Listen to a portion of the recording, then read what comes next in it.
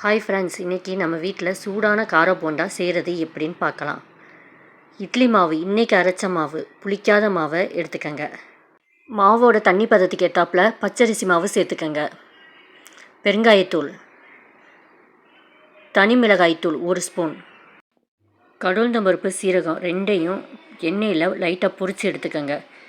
சும்மா போட்டோம்னா கசக்கும்.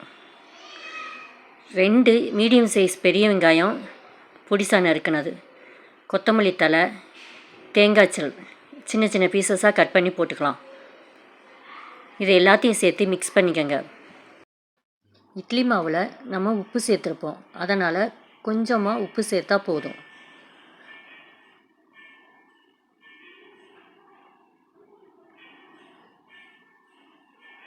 நல்லா மிக்ஸ் பண்ணி விட்டுக்கங்க.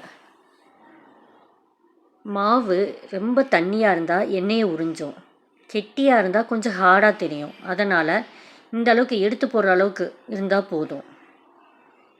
சூடான கடாயில் எண்ணெயை சேர்த்துட்டு எண்ணெய் சூடேறினோடனே ஒவ்வொன்றா எடுத்து போடுங்க.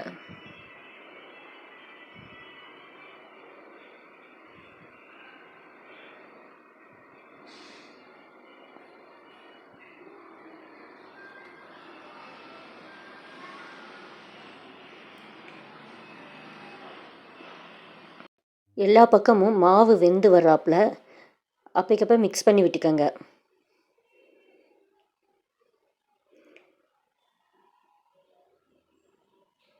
இப்போ நல்லா வெந்துடுச்சு ஃப்ரெண்ட்ஸ். நம்மளுக்கு சூடான கார போண்டா ரெடி ஆயிடுச்சு ஃப்ரெண்ட்ஸ்.